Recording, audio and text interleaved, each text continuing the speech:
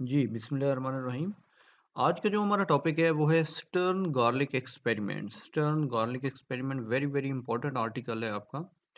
तो क्या है स्टर्न गार्लिक एक्सपेरिमेंट? देखिए, इससे पहले इसका आइडिया मैं इलेक्ट्रॉन स्पिन में दे चुका हूँ थोड़ा बहुत। और उससे पहले जो हम टॉपिक कर चुके हैं उसमें भी आप लोग मैग्नेटिक मूवमेंट्स के अबाउट थोड़ा बहुत स्टडी कर चुके थे, क्योंकि लास्ट टाइम प्रीवियस आर्टिकल जो था वो मैग्नेटिक मूवमेंट था एक इलेक्ट्रॉन का, उसको हमने डिस्कस किया था और साथ बोहर मैग्नेटॉन को डिस्कस किया था। तो लें जी, स्टर्न गार्लिक एक्सपेरिमेंट है क्या? याद रखें, स्टर्न गार्लिक एक्सपेरिमेंट ने ना 3 चीज़ों को वेरीफ़ाई किया था, 3 चीज़ों को। कौन-कौन सी हैं वो 3? पहली जो थी वो थी कि मैग्नेटिक मूवमेंट की एक्जिस्टेंस को इसने प्रूव किया। फर्स्ट वन जो है वो क्या है? The existence of magnetic movement. Magnetic movement की एक्जिस्टेंस को इसने वेरीफ़ाई किया। सेकंड वन पे सेकंड वन पे माइंड में रखें, इसने कांसेप्ट ऑफ स्पेस क्वांटाइजेशन जो था उसको भी वेरीफ़ाई किया था। कांसेप्ट ऑफ स्पेस क्वांटाइजेशन, जिसमें आप लोगों ने देखा था कि एंगुलर मोमेंटम जो है उसकी डायरेक्शन भी क्वांटाइज होती है। ये आपने स्पेस क्वांटाइजेशन में देखा था। तो देखिए, अभी तक मैंने 2 चीज़ें बताई हैं कि इसने एक्चुअली 3 चीज़ें प्रूव की थी, वेरीफ़ाई की थी। फर्स्ट वन क्या था? कि existence of the magnetic movement of an electron. Second जो था, second concept of space quantization. और थर्ड जो था, थर्ड एक इसने स्पिन क्वांटम नंबर इंट्रोड्यूस करवाया था इलेक्ट्रॉन का, स्पिन क्वांटम नंबर। तो ये तीन चीज़ों जो थी ना, तीन चीज़ें ये एक्सपेरिमेंट ने प्रूव की थी, वेरीफाई की थी, मैग्नेटिक मोमेंट की एग्जिस्टेंस को, स्पेस क्वांटाइजेशन का कॉन्सेप्ट, और लास्ट पे स्पिन क्वांटम नंबर। लेकिन ये जो स्टर्न गॉर्लिक एक्सपेरिमेंट का जो ऑपरेटस था वो क्या था, वो किन चीज़ों पर कंसिस्ट करता था? तो देखते हैं, आपके सामने एक फिगर शो हो रही है। इस फिगर में देखें, इस फिगर में एक ओवन आपके सामने शो करवाया गया है। ओवन में सिल्वर पार्टिकल्स जो हैं, सिल्वर के एटम्स जो हैं वो मौजूद हैं। इसके आगे जो है, इस ओवन के आगे देखें तो दो स्लिट्स यहाँ पर ऐड की गई हैं। एक को S1 से रिप्रेजेंट किया जा रहा है और एक को S2 से। और इसके आगे जो है, स्लिट्स के आगे देखें तो एक इलेक्ट्रोमैग्नेट जो है ये यहाँ पर इंसर्ट किया गया है। इलेक्ट्रोमैग्नेट, एक उसका नॉर्थ पोल होगा, एक उसका साउथ पोल होगा। लेकिन यहाँ पर याद रखें, यहाँ पर शेप्ड मैग्नेट यूज किया गया है। शेप्ड मैग्नेट, शेप्ड मैग्नेट क्या है? इट मीन्स हमने उसको हमने उसको शेपिंग दी हुई है कि एक पोल जो है उसका, उसकी शेप जो है वो ग्रूव्ड, एक पोल जो है उसकी वो ग्रोव्ड शेप है, और एक पोल जो है वो उसका वो फ्लैट पार्ट है। एक पोल जो है उसका वो फ्लैट पार्ट है और एक उसका ग्रोव पार्ट है, ये पॉइंटेड पार्ट है। और इसके आगे देखें, इस इलेक्ट्रोमैग्नेट के आगे देखें तो एक फोटोग्राफिक प्लेट जो है वो यहाँ पर अटैच की गई है, फोटोग्राफिक प्लेट। ले जी, तो अब हम स्टार्ट करते हैं यहाँ से, ओवन से, और फोटोग्राफिक प्लेट तक चलते हैं। अब ओवन में क्या है कि ओवन में एक्चुअली सिल्वर के एटम्स को हीटअप किया गया होता है। इन्हें जब हीटअप किया गया होता है उस वक्त तक हीटअप किया जाता है जब तक ये वेपोराइज ना हो। जैसे ये वेपोराइज्ड हो जाते हैं तो यहाँ से क्या होता है कि यहाँ से सिल्वर एटम्स जो हैं वो यहाँ से इमर्ज होते हैं। इस ओवन से जब सिल्वर एटम यहाँ से इमर्ज होते हैं तो वो यहाँ से मूव कर रहे होते हैं। इट मीन्स उनके पास काइनेटिक एनर्जी या वेलोसिटी है उनके पास। अब इनकी जो वेलोसिटी होती है, माइंड में रखें, वो ओवन के टेम्परेचर पर डिपेंड कर रही होती है। ओवन के टेम्परेचर पर। तो वेलोसिटी एक्चुअली जो है वो टेम्परेचर डिपेंडेंट होती है। तो यहाँ से ये जो सिल्वर के एटम्स जो थे वो यहाँ से इमर्ज हुए और वो फर्दर पास करते हैं इन स्लिट से। ये स्लिट क्या करती है? स्लिट्स एक्चुअली उन्हें एक बीम शेक, एक फाइन पेंसिल बीम जो होती है, फाइन बीम, उसमें उसे कन्वर्ट कर देती है। स्लिट S1 और S2 जो है, ये एक्चुअली उसे बीम शेप में कन्वर्ट कर देती है। अच्छा, अब ये जो सिल्वर के एटम्स होते हैं, अब ये यहाँ से मूव करते हुए जा रहे हैं। आगे देखें तो आगे ये इलेक्ट्रोमैग्नेट में से पास करते हैं। इलेक्ट्रोमैग्नेट क्या करता है? इलेक्ट्रोमैग्नेट में एक्चुअली एक नॉर्थ पोल है, एक साउथ पोल है, और मैंने यहाँ पे बात की है कि यहाँ पर एक शेप्ड मैग्नेट यूज किया गया है, यानी हमने उसको शेपिंग हमने उसकी क्रिएट की हुई है कि एक नॉर्थ पोल हो गया, एक साउथ पोल हो गया, एक उसका पॉइंटेड एंड है और एक उसका ये वाला फ्लैट एंड है। अब होता क्या है कि नॉर्थ पोल से मैग्नेटिक फील्ड लाइंस जो है वो साउथ पोल की तरफ जाएंगी। अच्छा, यहाँ पर जो इसको इस तरह की शेप करने का पर्पस क्या है? इसके शेप्ड करने का पर्पस ये है कि हम यहाँ पर एक नॉन यूनिफॉर्म फील्ड प्रोड्यूस कर रहे हैं। नॉन यूनिफॉर्म फील्ड या नॉन होमोजीनियस, होमोजीनियस नहीं है, बल्कि यहाँ पर क्या, कौन सी फील्ड है? नॉन यूनिफॉर्म या नॉन होमोजीनियस फील्ड है, जो कि इस इलेक्ट्रोमैग्नेट में प्रोड्यूस होगी। अब उसका क्या पर्पस है तो वो भी हम आगे डिटेल डिस्कशन देखते हैं। तो अभी तक मैंने बात की कि सिल्वर के जो एटम्स थे वो यहाँ से एंटर हुए इस इलेक्ट्रोमैग्नेट के अंदर। अच्छा, जैसे ही वो इस इलेक्ट्रोमैग्नेट में एंटर हुए तो मैंने आपको बताया कि यहाँ पर नॉन होमोजीनियस फील्ड है। अच्छा, नॉन होमोजीनियस फील्ड है, एक्चुअली जो फील्ड स्ट्रेंथ स्ट्रॉन्गर है ना वो साउथ पोल पे है। उसकी रीजन क्या है कि साउथ पोल पर जो नॉर्थ पोल से मैग्नेटिक फील्ड लाइंस एमिट हो रही हैं और साउथ में जा रही हैं। आपके सामने एक फिगर शो करवाई जा रही है, इसमें देखिए कि नॉर्थ से साउथ की तरफ जा रही हैं, लेकिन साउथ पर उनकी बंचेज ऑफ फील्ड है। बंचेज ऑफ फील्ड के मीनिंग है कि साउथ पर जो फील्ड लाइंस के बिटवीन जो स्पेसिंग है वो बहुत ही क्लोज है, यानी फील्ड लाइंस जो हैं वो क्लोज हैं साउथ पोल पर, और नॉर्थ पोल पर क्या है वो वाइडर हैं। तो चूंकि साउथ पोल पर वो क्लोजर है, इट मीन स्ट्रॉन्ग फील्ड जो है वो साउथ पोल पर है, और नॉर्थ पोल पर क्या है वो वीक फील्ड है। तो it means magnetic field lines यानी जो वीक फील्ड से स्ट्रॉन्ग फील्ड की तरफ जा रही हैं। तो यहाँ पर जैसे ही सिल्वर के एटम्स जो हैं ये यहाँ पर जैसे ही इसके अंदर एंटर होते हैं इस मैग्नेट के अंदर, तो इस फील्ड के जब इस फील्ड के अंदर वो आते हैं तो उन पर एक फोर्स एक्ट करती है। उन एटम्स के ऊपर क्या करती है, एक फोर्स एक्ट करती है। जब ये फोर्स उन एटम्स के ऊपर एक्ट करती है तो ये अपने आप को अलाइंड करते हैं। किस तरह, इस फील्ड के पैरेलल और एंटी पैरेलल ये अपने आप को अलाइंड करते हैं। अब यहाँ पे मैं थोड़ी सी एक बात करने लगा हूँ, एक और पॉइंट। अब माइंड में रखें, ये जो यहाँ पे सिल्वर क्यों यूज किया गया है, सिल्वर जो है ये यहाँ पर यूज किया गया है, कोई और क्यों नहीं यूज किया गया? इसकी रीजन ये है कि सिल्वर का जो एटॉमिक नंबर होता है वो 47 होता है, 47। तो अगर उसकी इलेक्ट्रॉनिक कॉन्फ़िगरेशन को देखा जाए तो एक उसका एटम ऐसा होता है जो कि, यानी एक इलेक्ट्रॉन ऐसा होता है जो कि अनपेयर्ड होता है, बाकी सारे पेयर्ड हो जाते हैं, 46 पेयर्ड हो जाते हैं, और एक जो होता है ना वो उसका अनपेयर्ड बच जाता होता है।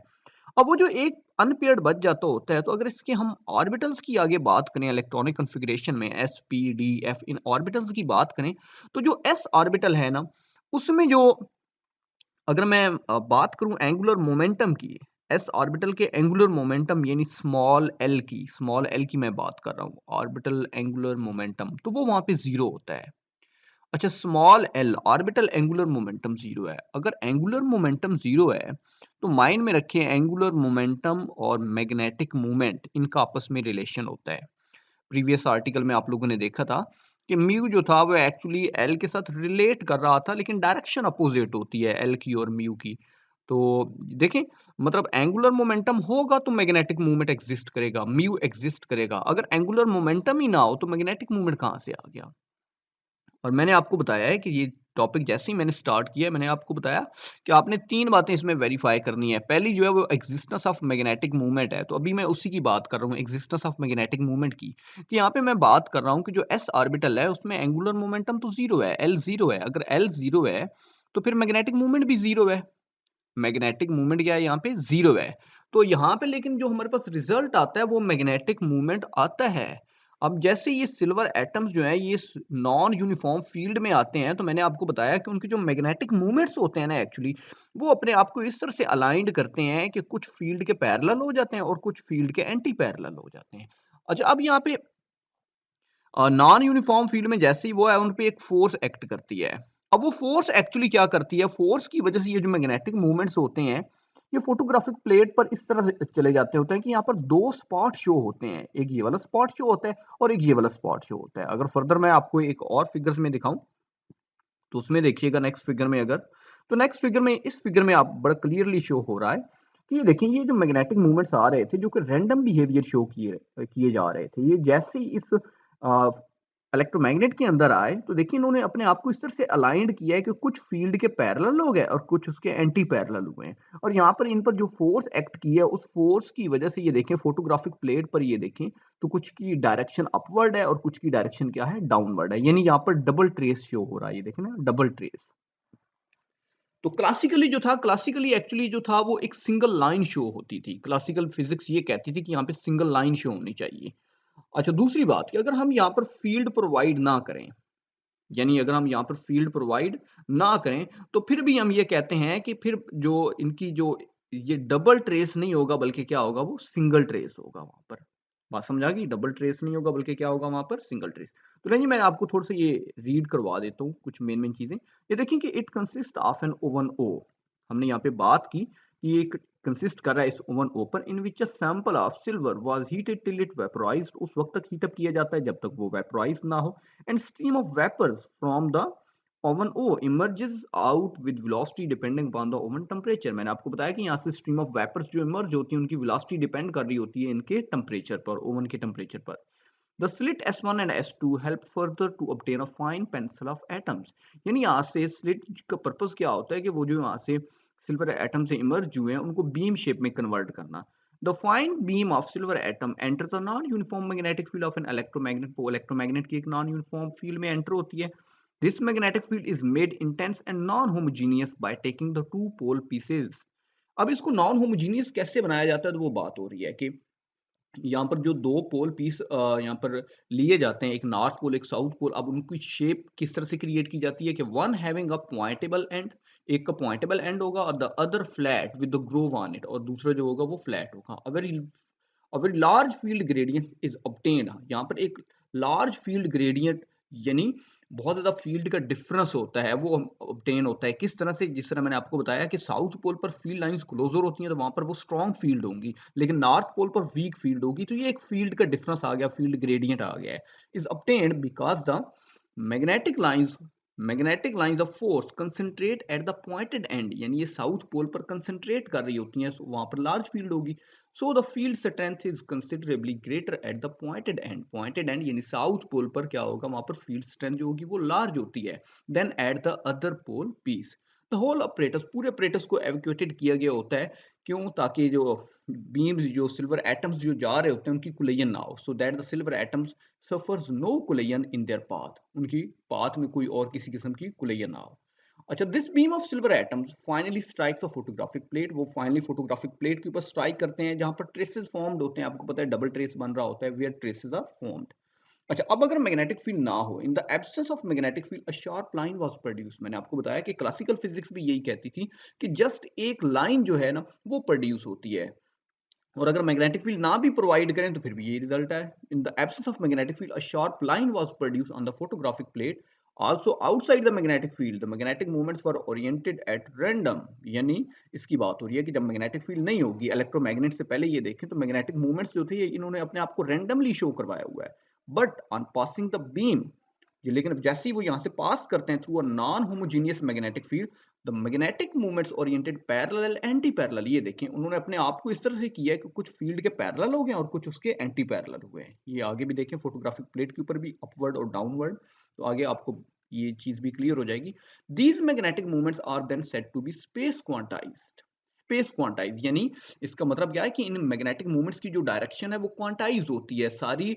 ऑल डायरेक्शंस, ऑल ओरिएंटेशंस इनकी अलाउड नहीं होती, बल्कि सर्टेन ओरिएंटेशंस होती हैं जो इनकी अलाउड होती हैं, जो कि क्वांटाइज्ड होती हैं। तो यही बात हो रही है कि स्पेस क्वांटाइजेशन वाला कॉन्सेप्ट भी जो सेकंड पॉइंट था मेरे लेक्चर का, वो भी यहाँ पर क्या हो गया, वेरीफाई हो गया। So in this way the concept of space quantization is verified by this experiment। अच्छा, due to large magnetic field the beam of silver atom was divided into two parts.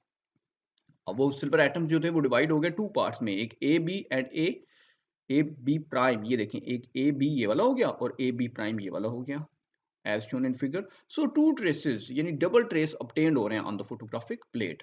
तो फिगर में show करवाया जा रहा है। This experiment is in perfect agreement with the theory, कि ये experiment जो था ये थ्योरेटिकल रिजल्ट्स के साथ भी क्या कर रहा था, ये एग्रीड कर रहा था। अब यहाँ पे ये जरा बात समझिएगा, जो मैं बात बताना चाहता हूँ कि मैंने आपको यहाँ पे बताया कि अगर तो फील्ड हम नॉन यूनिफॉर्म प्रोवाइड करें तो फिर तो हमारे पास क्या होता है कि मैग्नेटिक मूवमेंट्स जो होते हैं वो अपने आप को इस तरह से अलाइंड करते हैं कि पैरेलल और एंटी पैरेलल हो जाते हैं। अच्छा, और अगर हम यूनिफॉर्म फील्ड प्रोवाइड करें तो फिर क्या होगा, फिर ये होगा कि इनके ऊपर कोई फोर्स नहीं एक्ट करेगी, इनके ऊपर कोई फोर्स एक्ट नहीं करेगी और हमारे पास सिंगल ट्रेस आएगा। अच्छा, नॉन यूनिफॉर्म फील्ड लेने का एक्चुअली पर्पस इस वजह से था कि जो मैंने आपको पहले एक लॉजिक दी है कि एस ऑर्बिटल का एंगुलर मोमेंटम जीरो है। एंगुलर मोमेंटम जीरो है तो मैग्नेटिक मूवमेंट भी जीरो होना चाहिए।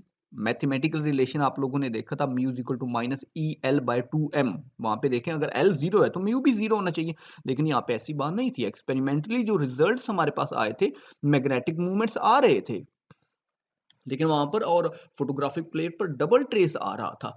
अब इसकी क्या वजह थी कि मैग्नेटिक मूवमेंट आ रहा है, हालांकि एस ऑर्बिटल में एंगुलर मोमेंटम तो जीरो है लेकिन मैग्नेटिक मूवमेंट आ रहा है। तो यहाँ पर एक्चुअली एक और मोशन को उस एक और मोशन का कॉन्सेप्ट दिया गया था। ये एक नई टर्म इंट्रोड्यूस करवाई गई थी और वो टर्म थी इलेक्ट्रॉन की स्पिन।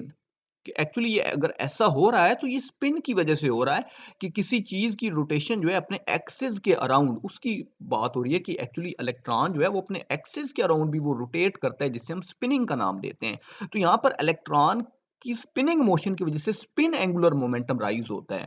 ऑर्बिटल एंगुलर मोमेंटम नहीं, बल्कि वो तो जीरो है एस ऑर्बिटल में, लेकिन स्पिन एंगुलर मोमेंटम जो है जिसे हम एस से रिप्रेजेंट करते हैं, एल ऑर्बिटल एंगुलर मोमेंटम हो गया, एस स्पिन एंगुलर मोमेंटम हो गया। तो यहाँ पर स्पिन एंगुलर मोमेंटम की वजह से मैग्नेटिक मूवमेंट राइज हो रहा है, और वो मैग्नेटिक मूवमेंट जो है उसकी वजह से एक्चुअली डबल ट्रेस आ रहा है। तो हम यहाँ पर बात करते हैं इलेक्ट्रॉन की स्पिन जो थी वो एक्चुअली वेरीफाई हो गई थी कि इलेक्ट्रॉन जो है ये हाफ स्पिन पार्टिकल है।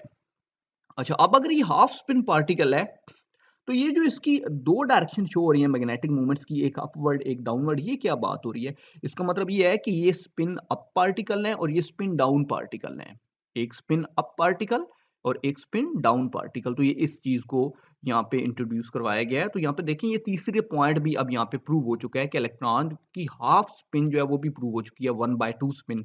ये हाफ स्पिन पार्टिकल्स होते हैं। तो मैग्नेटिक मूवमेंट्स जो हैं ये दो तरह के आ रहे थे, एक की डायरेक्शन अपवर्ड थी, एक की डायरेक्शन डाउनवर्ड। तो एक्चुअली यहाँ पे यही शो करवाया गया है कि हाफ स्पिन पार्टिकल्स होते हैं, अप स्पिन वाले भी होते हैं और डाउन स्पिन वाले भी होते हैं। तो जब भी हमने किसी भी टोटल एंगुलर मोमेंटम एक एटम का देखना हो तो एक्चुअली कॉम्बिनेशन होता है या सम होता है ऑर्बिटल एंगुलर मोमेंटम का प्लस स्पिन एंगुलर मोमेंटम का। तो देखिए आपने स्टर्न गार्लिक एक्सपेरिमेंट में आपने ये चीजें देखी हैं कि एक्चुअली यहाँ पर तीन चीजें वेरीफाई की गई हैं। पहली क्या थी? एग्जिस्टेंस ऑफ मैग्नेटिक मूवमेंट, और वो आपने यहाँ पे देखा कि मैग्नेटिक मूवमेंट एग्जिस्ट कर रहा है। इवन एस ऑर्बिटल का एंगुलर मोमेंटम जीरो है, लेकिन वो कौन सा है? वो ऑर्बिटल एंगुलर मोमेंटम जीरो है। लेकिन यहाँ पे मैग्नेटिक मूवमेंट्स आ रहे हैं, तो वो किसकी वजह से आ रहे हैं? वो स्पिनिंग की वजह से आ रहे हैं। तो हमने देखा कि ऑर्बिटल एंगुलर मोमेंटम की वजह से नहीं आ रहा, बल्कि स्पिन एंगुलर मोमेंटम की वजह से मैग्नेटिक मूवमेंट राइज हो रहे हैं।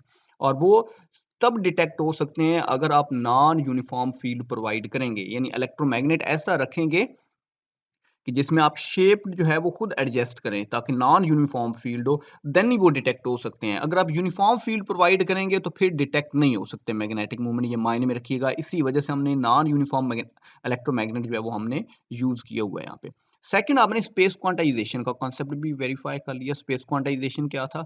कि एंगुलर मोमेंटम जो है उसकी डायरेक्शन जो है वो क्या होती है? क्वांटाइज होती हैं। और यहाँ पे आपने देखा कि एंगुलर मोमेंटम यानी मैग्नेटिक मूवमेंट्स हैं, मैग्नेटिक मूवमेंट्स किन एंगुलर मोमेंटम की वजह से जनरेट हो रहा है, लेकिन एक्चुअली वो स्पिन एंगुलर मोमेंटम है।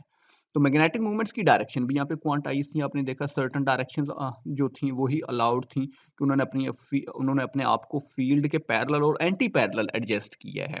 ऑल ओरिएंटेशंस जो थी वो अलाउड नहीं थी। और लास्ट पे आपने देखा कि जो स्पिन क्वांटम नंबर है या स्पिन एंगुलर मोमेंटम जो है उसको भी इसने वेरीफाई किया था कि स्पिन एंगुलर मोमेंटम की वजह से भी मैग्नेटिक मूवमेंट राइज करता होता है। तो एक्चुअली स्टर्न गार्लिक एक्सपेरिमेंट ने ये तीन रिजल्ट्स जो थे इनको प्रूव किया था। तो लेंज मैं उम्मीद करता हूँ आपको टॉपिक ये स्टर्न गार्लिक एक्सपेरिमेंट क्लियर हो चुका होगा। अगर फिर भी आपको कोई क्वेश्चन हो तो आप कमेंट सेक्शन में क्वेश्चन जो है वो ड्रॉप कर सकते हैं। ओके जी, अल्लाह हाफिज़।